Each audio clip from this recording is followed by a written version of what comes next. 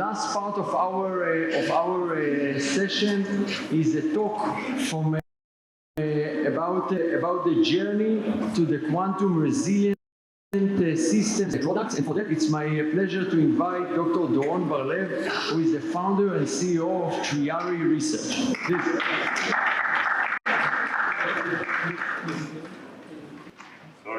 Sorry.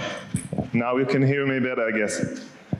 I'm also a graduate from Tel Aviv University, and I'm very pleased to be here today and talk to you about quantum resiliency of system and products. So Triarii actually main mission is securing system and products from both contemporary and also future threats. And when focusing on quantum threats, we offer our clients comprehensive solutions, both in the quantum threat assessments, also in tailor-made QKD and PQC solutions, and also in unique R&D, some of it we also conduct with the Quantum Center here in Tel Aviv University. So cybersecurity, we talked about, in this session about, is all about trust. First, trust in the information we process and use, but in system and products, in many cases, this is not the main issue. The main issue is actually the trust in the system itself, in its functional behavior, in its configuration, and in the assurance of the processes that the system conducts. So how do we gain trust in general cybersecurity, and specifically also in system and products? We have several paradigms. The main two are the symmetric and asymmetric approach. In the symmetric approach, we apply a shared secret of some kind, what we call the key, from the entities that want to make sure that the process is secure, utilize this key in order to gain the trust. But this is not sufficient because in many times we have inherent asymmetry in the trust between the entities. For example, imagine a center and the endpoints, or a client and a server.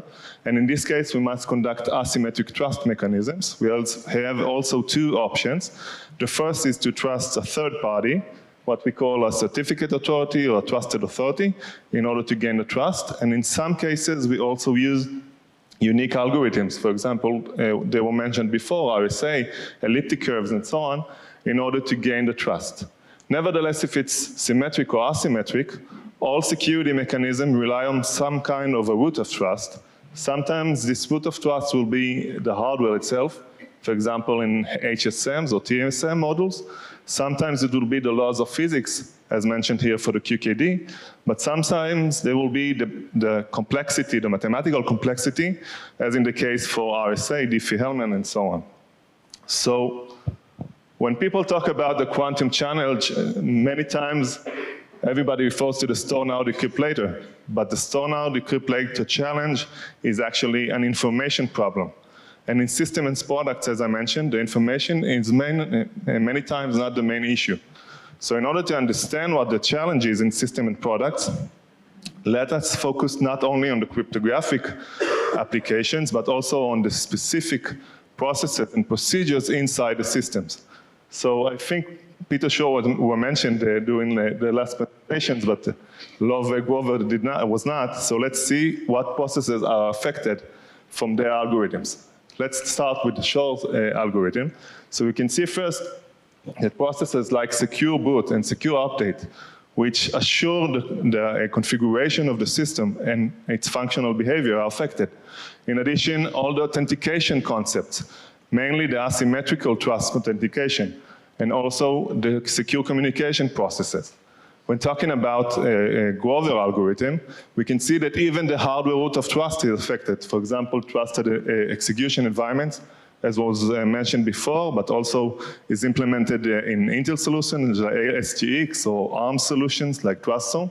And also it can actually affect new concepts and attacks. For example, we can think about enhanced side channel attacks using both a Grover algorithm and a side channel paradigm. So if I summarize everything together, I think in system products, the main challenge is actually that we have root privileges from external adversaries that can actually completely alter our systems and change them to their benefit. So the million-dollar question is when? So we can go to a CSA website, and this is the Y2Q clocks to give us an estimation, somewhere in April 2030. We can ask the quantum computers expert. Most of them probably will tell somewhere between 3 to 10 years. But this is not the main issue. The main issue is that in many cases and many sectors, the system data lifetime is very long, and also the system life cycle is very long, sometimes more than 10 years. For example, think about a CT machine in the medical industry, a train or airplane in the transportation. Think about a weapons of some kind in the defense, or even about an ATM in the finance sector. All of them has very long lifetime, and many times they possess or they process data with very long data life cycle. Another thing is that the development life cycle is also long. Think about how much time it takes to design a new CT machine. And in many cases, it's also several years long. So because of that, if we want the next generation of system and products to be resilient against quantum attack, we need to introduce from now our new quantum requirements, and also we need to implement inside the system quantum security controls. So what are the challenges in preparing system and products for that? First of all, it's the language issue. There aren't many system designers that speak the quantum language, if you like, but also when thinking about the asset mapping and process mapping, most of the tools that are developed today focus on IT networks and not on system and products. Because of that, we need new tools in order to map our asset in systems. Another thing, I think it was mentioned in the previous panel, is that most of the methods and standards talk about only the algorithms, but not the processes. For example, there is no standard that talk about how to create quantum secure update or quantum secure boot. And because of that, we need new methodologies and regulations in order to cope with this problem as well. Most of the solutions are not optimized for system use. They are facing or looking to be, they are designed to meet IT network standardizations and not to be integrated inside systems. In addition, most of them does not comply with various operational scenarios. For example, not suitable for free space or RF and so on. Another issue is the crypto agility. Typically in system and product, we cannot change or remotely update the system in many, many cases. And because of that, crypto agility cannot be applied to system and products. So we need to think about something else, particularly if we don't have quantum secure updates. So the journey to quantum resiliency to our approach need to be introduced inside the secure system lifecycle or the secure development lifecycle. And we took here the NIST RMF risk management framework and introduced several quantum stages to the development lifecycle.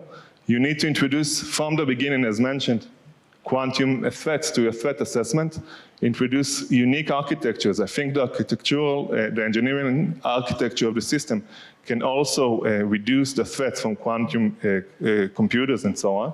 And in addition, you need to introduce system optimized solution in order to cope with the threats that we mentioned before. Oh, I see my title was cut off, but finally, let's talk a bit about the solutions.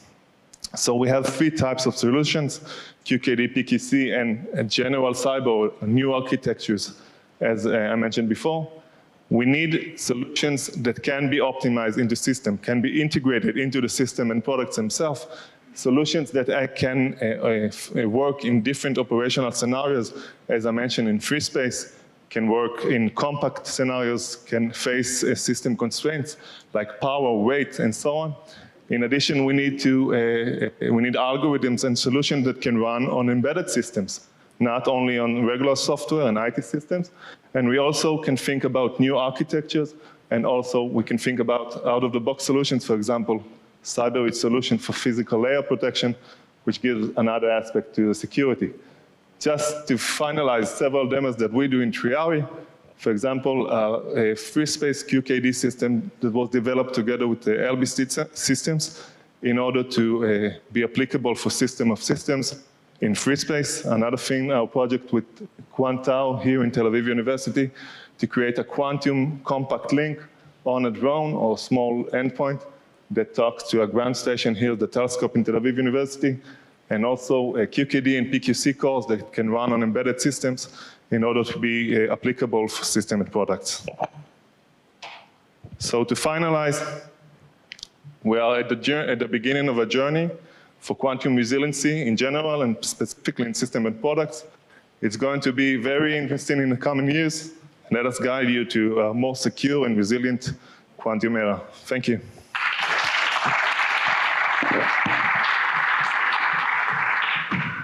Great. Thank you very much, Doron. This concludes our discussion. And you know, I think that the two communities that start to talk together, this is super important. I'm sure that part of my physicist colleagues would say, in this last hour and a half, even one equation wasn't presented and no any experiment. You are right.